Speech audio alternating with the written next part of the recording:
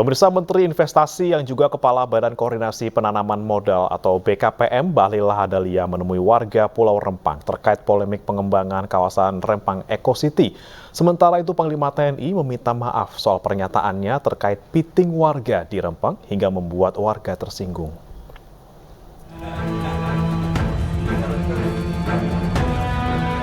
Menteri Investasi Bahlil Lahadalia mengunjungi rumah tokoh masyarakat Rempang Gerisman Ahmad di Pantai Melayu, Pulau Rempang, Batam. Kedatangan Bahlil guna membahas terkait polemik rencana investasi yang mendapat penolakan keras dari warga Pulau Rempang.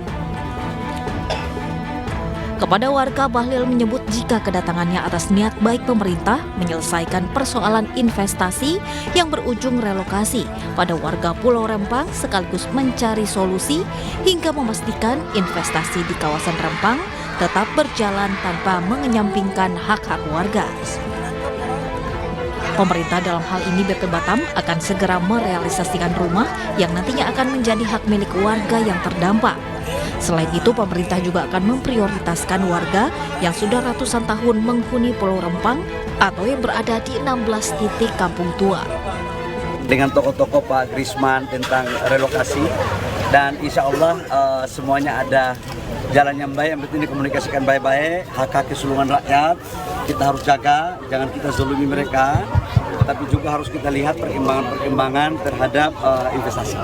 Sementara itu, Panglima TNI Laksamana TNI Yudo Margono meminta maaf terkait pernyataannya agar prajurit piting warga di Rempang beberapa waktu lalu. Panglima meminta maaf apabila ucapan itu membuat warga Rempang salah paham.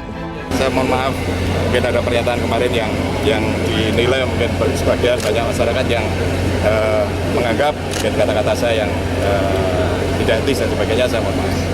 Kericuan yang terjadi antara warga Rempang dengan aparat beberapa waktu lalu menimbulkan reaksi dari berbagai pihak.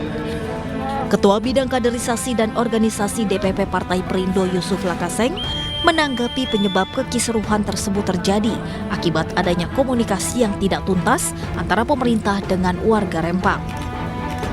Jadi tenggat waktu 28 September menurut saya ojo ke susu ya Pak Jokowi, Pak Menteri Bahlil, Pemda di Batam lakukan dialog yang sedalam-dalamnya, pendekatan dari hati ke hati.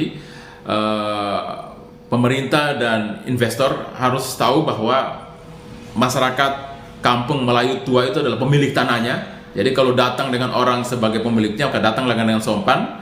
Kalau ingin sesuatu pada properti mereka, maka lakukan itu dengan tawaran yang menguntungkan.